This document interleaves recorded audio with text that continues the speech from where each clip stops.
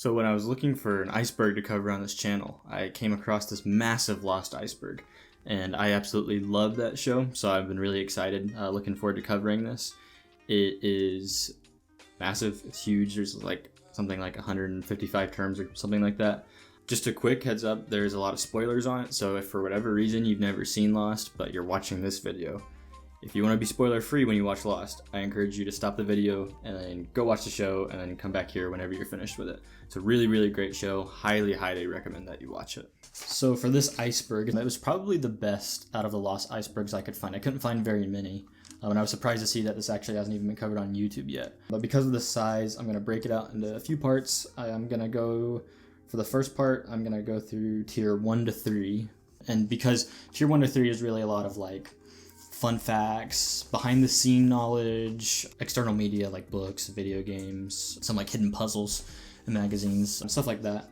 And then after tier 3, which will be in the next video, so tier 4 and onwards, you get into more of the juicy theories and conspiracy theories of the show and stuff that isn't necessarily able to be 100% confirmed, but it is theorized by the fans in the show. And for tier 1, I'm just going to jump through them pretty fast because it's all pretty well common knowledge that doesn't have a lot of in-depth, deep narratives to it. So let's get started on tier 1. And it doesn't have any fancy names for the tiers, it's just tier 1, tier 2, tier 3. It actually stops listing the tiers after tier 3. I don't know, so we can just call it whatever we want. So for tier 1, the first point, filmed in Hawaii. This isn't really anything much to go on. It's kind of like the first tier, it's just true statements. That's true, the film was filmed in Hawaii, specifically on the island of Oahu. Specifically in the island of Oahu. Inspired by Castaway and Survivor. So the show was inspired by Castaway, when one of the co-creators was watching the movie Castaway, and he came up with the idea of Lost, the idea of it being Castaway as a TV show, which actually is how you get the title Lost, since in Castaway the main character is lost, so you go from there and then Lost. And then the Survivor part of that comes in with the focus on the characters instead of necessarily the mystery, which is a long-running theme you'll see through some of this. And if you're familiar with Lost, you know that a lot of the mysteries are red herrings. They're to kind of add a sense of mystery for the viewer, but they're not necessarily all going to be answered. But the main focus of the show is the characters and their stories. The Man in Black. This is pretty straightforward. He's the main antagonist of the show. He meddles throughout the entire show, is manipulating certain characters. He's the smoke monster. That's visible in the first episode of the series. He possesses Locke's body later in the show. He can appear as different people, different victims of his. Yeah, he's just the main antagonist of the show. The next point is Room 23. So Room 23 was that weird brainwashing room that you see Walt held in. It's where they have the weird blue goggles on and you hear all the weird stuff in the background. Just a background about the room is it was originally used by the Dharma Initiative to trigger amnesia. Some of the quotes that you can hear during the brainwashing scenes when Walt's kidnapped is, "Plant a good seed and you will joyfully gather fruit, and everything changes," as well as different flashes of images that you see. So the next topic is the lighthouse. The lighthouse doesn't have a known origin. It's unknown. All that is known is ancient. It's one of 2 locations where Jacob's candidate list can be found, and it's built before any of the show's plot takes place. So it's just one of the important locations on the show that starts dealing with Jacob's candidate list. The next topic is Ricardo, otherwise known as Richard Albert. This guy was a Spanish conquistador. He arrived in 1867. Then Jacob made him ageless or immortal. We'll go into this further in some of the other characters, but he meddled in some of the early lives of the flight survivors, such as giving Locke an IQ test when he was a child. Eventually, he turns on the Man in Black. He works with him for a while and he turns on him. And then after that, he's attacked by him and then he starts aging normally again. The next topic was Dogen. I wasn't sure why this was necessarily a main point on the iceberg. He was a priest at the temple with the others. He's killed by Saeed under the influence of the Man in Black. He's not in the show very long. I don't see a huge significance of his character. So George and Curb, that refers to Hurley's actor in Curb Your Enthusiasm. He plays a drug dealer in the show. Later, after that was filmed, then he got his role as Hurley on Lost.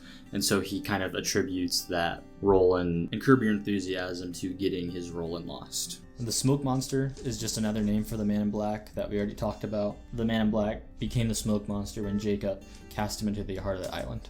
So now for Tier 2. In Tier 2, the first topic is skinny dipping during the filming of the pilot. This is a true fact. The cast went skinny dipping during the pilot. This was Matthew Fox's, which is the actor for Jack. This was his idea. Basically, he just wanted a way to bond the cast, and so he thought skinny dipping was a good idea. Apparently, in the behind the scenes, he was known for getting naked and going skinny dipping pretty consistently. And then Terry O'Quinn, which is Locke's actor, actually refused the idea to go skinny dipping. He says, if what you're going to show isn't good, then why show it? Multiple babies played Aaron. So 16 different infants play Aaron in the show, and actually only 3 of those were boys. And that's it for the term. The hatch is now Lindoff's coffee table. Damon Lindelof, that's the co-creator of Lost. He took the hatch that you see that Jack and Locke are always trying to break into, that they end up finding Desmond in. He took the prop from that, and now he has it as a coffee table. And there's a great picture of him plinking on the hatch. How I Met Your Mother Easter eggs. So in How I Met Your Mother, Season 10, Episode 6, when asked for random numbers, Steve Henry answers 4, 8, 15, 16, 23, 42, which are the lottery numbers that Hurley uses in Lost and that have a lot of significance as the show goes on. So here's an interesting one that I wasn't aware of before going through this iceberg, which is that Jack was originally supposed to die in the pilot. So Jack was originally supposed to be played by Michael Keaton, and the plan during the pilot was for him to die at the scene where the pilot dies in the first episode, so the pilot and pilot. When he dies at the end of the first episode by the smoke monster, that was originally supposed to be Jack, who dies, and then the idea was nobody is safe in the show, you don't know who's going to die next. But as the actors were writing the show, they realized people are actually going to like Jack, and so they cut that idea. And then because of that, Michael Keaton didn't want to film like whole seasons, he was only there for the one episode, and so they changed actors, and that's when Matthew Fox came in. ABC logo Easter egg. This is just on the clapperboard and the ABC 2007 intro.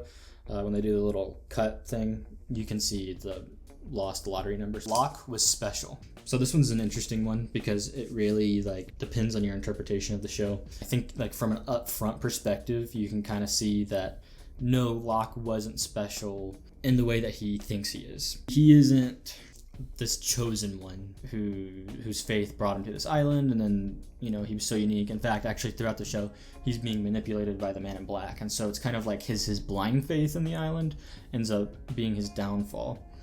But at the same time, you can say he technically was special because he plants the seeds of faith in Jack, which ends up having big ramifications later on down the show. But not only that, he's constantly pushing the other survivors to be better, to improve. His tragic life led him to have the certain attitude that he has. And for a lot of people, including me, Locke is one of our favorite characters, and he has a lot of actions that he takes or moments in the show that do make him special, just not in the sense that he thought he was when he first landed on the island. And the next term is Charlotte Lewis.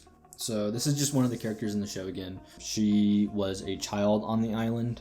Her parents were part of the Dharma Initiative, which I have to say, side note, I was surprised the Dharma Initiative wasn't a term itself, just because of how important they are, and then other characters like Charlotte are mentioned. The frozen wheel is an important plot point in the show. It's the wheel that resides at one of the electromagnetic pockets on the island. This wheel was made by the Man in Black, and it manipulates space and time throughout the show. So something it can do is actually move the entire island physically. The entire physical island can be moved when this wheel's turned. As far as in the show, the plot point it has is Benjamin Linus begins to turn it at one point, and it slipped off its axis, and then everyone on the island starts traveling through time. So everyone's suffering from time shifts, and then eventually John Locke finds the wheel and turns it, and then he stops the time shifts from happening. And this was at the influence of the Man in Black, who was making himself appear as Jack's father at the time, Christian Shepherd. The flash sideways is another one of these just kind of important topics that happens in the show. It starts in season 6, and it's portrayed almost as some kind of alternate reality within the show, but it's ended up being revealed that this is actually purgatory and the afterlife, and that this is where the characters ended up after they had died. The Lost PS3 game. This was a video game released for the PS3, Xbox 360, and Windows PC.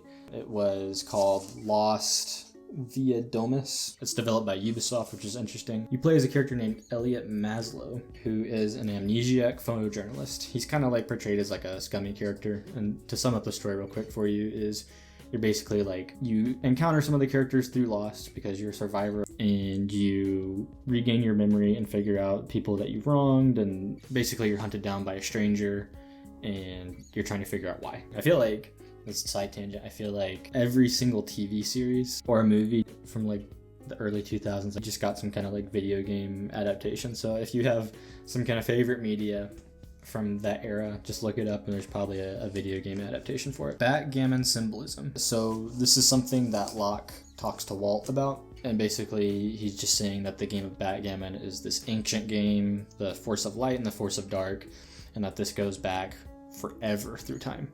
And so this is sort of symbolism. There's a lot of symbolism in Lost, and this is one of those things, that symbolism of the entire show in general, and specifically about Jacob and the Man in Black. And they represent the two sides, Jacob being light and the Man in Black being obviously the dark force. And so it's just kind of like foreshadowing of the entire plot of Lost, basically. So personification of the island. This isn't really like, it's not really a theory or anything, it's just how the island is referred to by certain people. Like a lot of people refer to the island as something that's alive or living, and so Locke specifically, will talk to Jack as if the island has a will, so like the island brought the survivors to it, right? It's just that idea that like the island is this living, thinking being. That's like Ben refers to the island being selective in who it heals, and like reference to Locke having his legs healed. This kind of adds again to the overarching supernatural themes like present throughout the show. McFarlane figures, I was kind of confused as to why this was put on the Iceberg. It's just one of those supplementary things created for the show. It's just the company, McFarlane action figures, toys, whatever. Those, they make toys for like Halo and whatever else. They make very highly detailed figures. They made figures for like Jack, Kate, Hurley, etc. people in the show. And then they also had like props like the hatch and whatnot made. Lost Missing Pieces is 13 webisodes made every week to Verizon mobile phones. And then later on, they were tagged onto the Lost Season 4 Complete Edition. The story summary of them is they weren't super in-depth or super important. They just kind of had inconsequential story plots. But ultimately, I guess because since they were just webisodes, they didn't want to make it like this required viewing for people who couldn't access them back then to try and understand the show. So it's just more of Lost if you like it. So hieroglyphs are something that are included in the show. According to the co-creator, Damon Lindelof again, they don't have a super deep meaning necessarily. They're just kind of included throughout the show to add to the sense of mystery again. So something just to make it like there's things happening that you don't necessarily understand what's going on. Probably one of the more well-known occurrences of these is in the hatch with that countdown timer when you see the hieroglyphs show up in that timer. Bad Twin is an in-universe book. So it's a book written in the Lost universe by Gary Troop, or when you read the book, it's revealed it's ghost written by Lawrence Shames. And the guy whose name is credited for writing it, Gary Troop, he's the guy in the first episode who gets sucked into the jet engine and explodes. And so you can actually go and read this though, but it's a real book you can read, but it's written as in like it's kind of like a meta level where it's written by somebody in the Lost universe. So if you're reading it, it would be like you were living in the Lost universe. Characters named after real life people is just like another kind of true fact. You have characters like John Locke. He's named after the philosopher John Locke. Kate Austen being John Austen. Desmond Hume being David Hume. And so if you'll notice like kind of a trend here is a lot of these are like named after philosophers, which again is kind of like these overarching themes of the show and sort of like tributes to different philosophers. Lost led Disparis. I guarantee you I butchered that. Does anyone speak French? She does. No, I don't. What? I wasn't entirely sure because when I looked this up, it just seemed to be the French title of the show. I didn't see anything necessarily like specifically different or some kind of different mini show or something that was related to this title. So now we're moving on to tier 3 of the iceberg, and I feel like stuff starts to get a little more interesting in this one. You start to get a little more of the theories. But still, there's still a lot of stuff in here that's just true facts about the show. The Lost numbers won the lottery in 2011. This is like kind of true. So in 2011, the numbers for the jackpot were 4, 8, 15, 25, 47, and the mega ball was 42. So it's close to the Lost numbers. And then just a fun fact kind of relating to this is Hurley's actor after that happened. He was like, these numbers are bad, stay away from them. I don't know what people don't understand. And then even weirder is people showed up at his house to try and get an interview about the winning lottery numbers. So do with that what you will. Dead all along misunderstanding. This is an interesting one to talk about because I know so many people personally who talk about how they hate the show because it had this cheap ending that has revealed everybody's dead all along. That's not true at all. It's kind of confusing to me as to why this is such a popular theory. I don't know if people didn't really pay attention to the show when they watched it the first time, because I feel like when you watch the show, it's extremely clear what the flash sideways is, the purgatory idea. I feel like there's a great quote by Jack's dad that like sums up what's going on. The quote is Christian Shepherd says, "Yeah, I'm real. You're real. Everything that ever happened to you is real.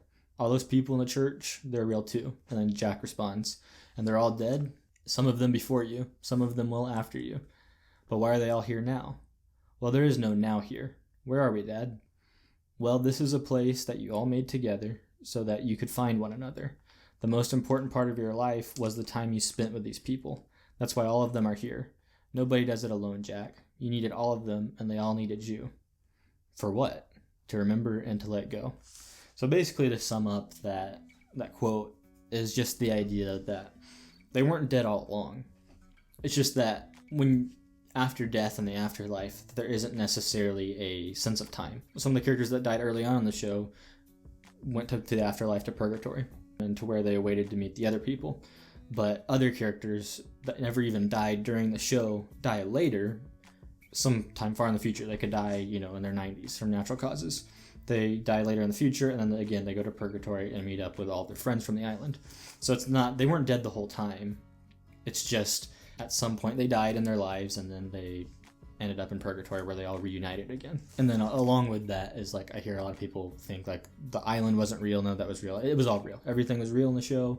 All the crazy paranormal things, mysteries, conspiracy theories, whatever, that's all real. It's just at the very end of all things is they were in the afterlife and they reunited. Hofsdraller Anagram. This is the name. So Hofsdraller is the name of the funeral parlor at the season 3 finale, and it's a anagram for flash forward, which is a reference to the fact that the plot twist of that episode isn't flashback, because throughout the show you see like a lot of flashbacks, and this is a reference to the fact that this is not a flashback, it is instead a flash forward. And so the big twist is that, they actually got off the island, and now we're seeing what happened after they got off the island, and then all that comes after that. The Cloverfield Easter egg, this is in reference to the Dharma logo, is present in the government security footage that starts before we see Rob's filming of the entire Cloverfield incident.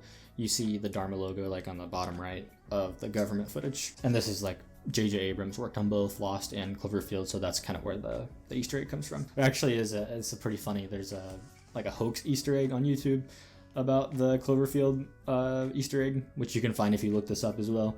Is they edited like a picture of the Cloverfield monster in one of the Lost scenes, so some people could get confused with that. Big Lebowski reference with Jacob. As far as I can tell, this is just a reference to the fact that the actor for Jacob, that he plays a character in Big Lebowski, and he plays Jacob in Lost. That's all I could find for this. The composer used plain parts. So the Lost composer Michael Gianico, I really don't know if that's the right way to pronounce that.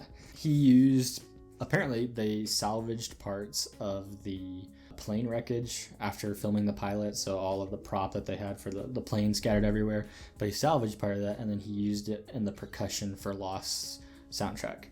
And since we're on the topic of Lost soundtrack, just a side note, but like that is one of my favorite TV series soundtracks, period.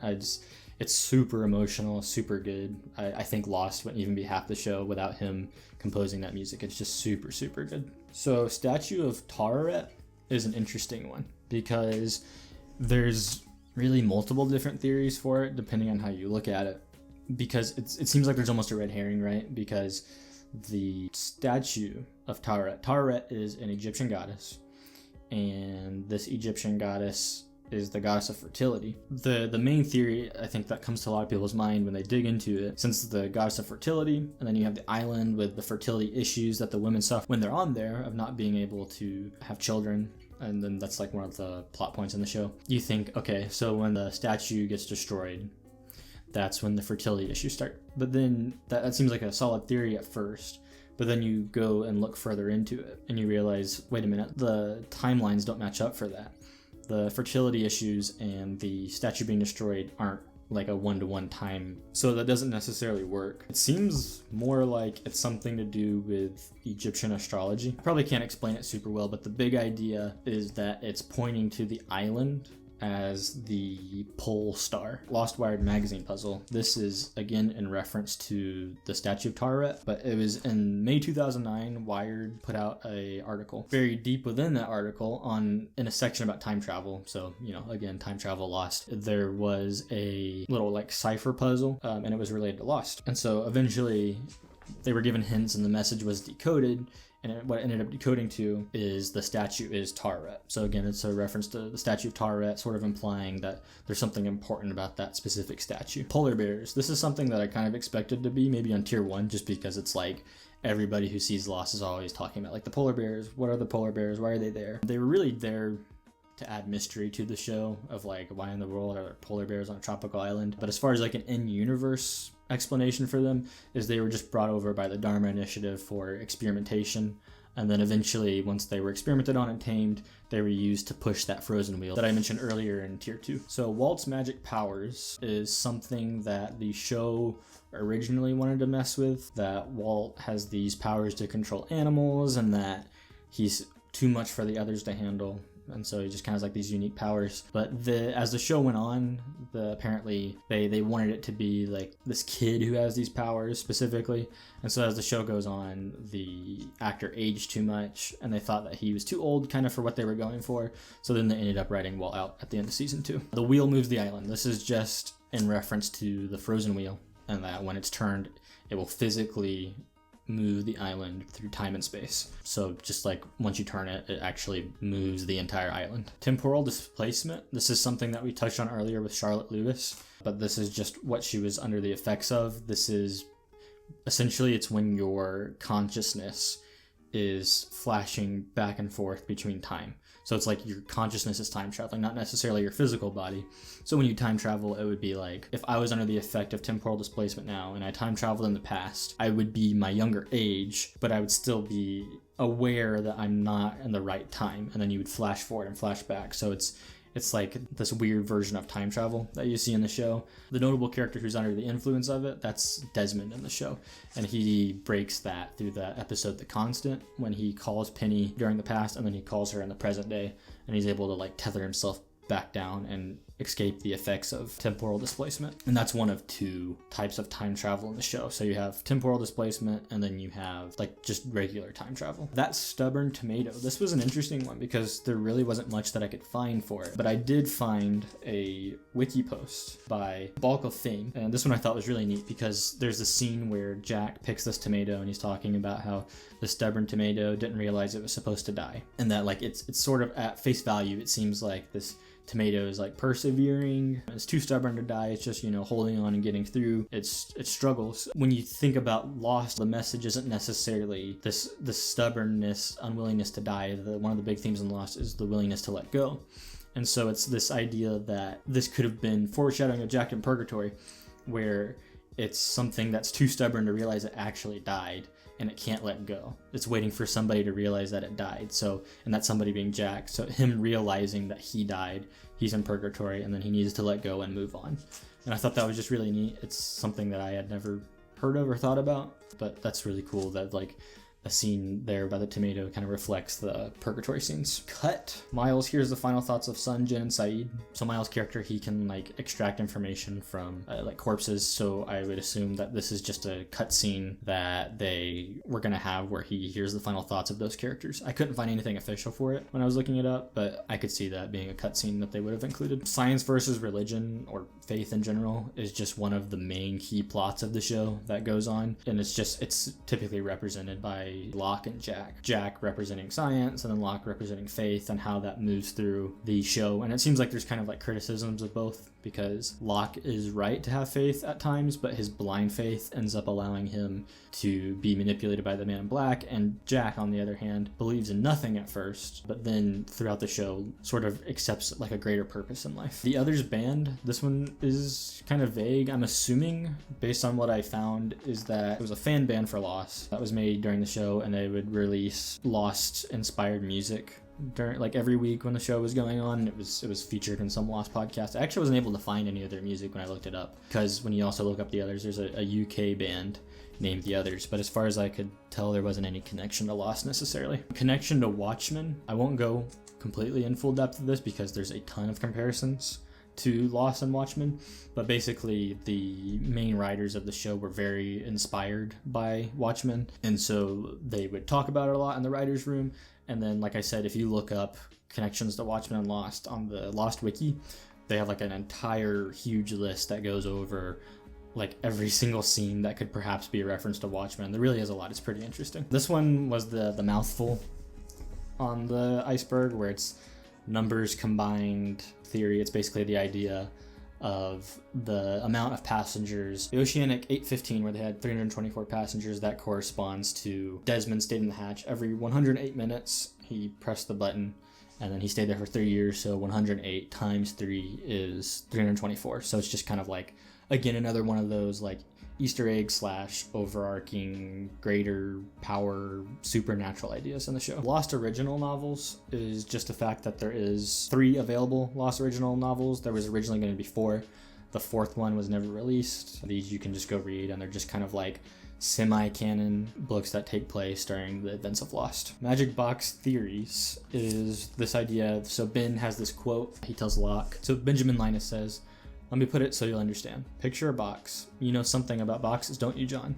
What if I told you that somewhere on this island there's a very large box, and whatever you imagined, whatever you wanted to be in, when you open that box, there it would be. What would you say to that, John?" And so from this quote, people kind of like theorize, like, is this a real thing? Is there a real magic box that just, this explains like part of the island, you know, say polar bears and whatnot, things that can actually come out of this box. But it's not, the truth of the magic box is it's not a real, like, actual box. It's just, he's just making a metaphor. Basically the idea that the island is the box, right? And it's just like the island with its supernatural powers and everything kind of corresponds to this idea of this magic box. The island has those powers. Apollo candy is just a candy that shows up in the show. They had a real life distribution of the candy that people could eat. It was connected to different ARGs throughout the show that you would see, like the Apollo candy bars. The name is a reference to the Greek god Apollo, the god of the sun, which even further is a reference to the Apollo archetype, which is an intellectual person who strives to bring order and control and has problem closing emotional gaps, which Jack would fall under that Apollo character type. And then the last on tier 3 is the eye in Jacob's cabin window. So in the show, in the episode, the beginning of the end, there's a scene where you see like this eye, wide open eye in Jacob's cabin. It's kind of like this almost like horror scene. It's creepy. It's this creepy scene. And there's been a lot of theories as to who that is. People have tried to match it up to other characters' close-ups of their eyes, but it seems like the most likely explanation for this one is it was just the Man in Black. So that is it for the first 3 tiers of the Lost Iceberg. I hope you enjoyed those. I thought they were really cool. I'm really excited to get into the later tiers because it's going to be more of like the crazy theories and like in-depth fan ideas that have come on. I think those will be a little more fun. I feel like these 3 tiers were a lot of like, this external media exists, here's a fun fact about the show, here's a coincidence that happened. It's still cool, but I'm really looking forward to getting into some of like the deeper theories. So I hope you guys enjoyed. Thank you for watching so much. That really means a lot. I plan to have the second part out soon. And then some other videos, maybe some more cryptid stuff and whatnot. Thank you for watching, and I will see you in the next one.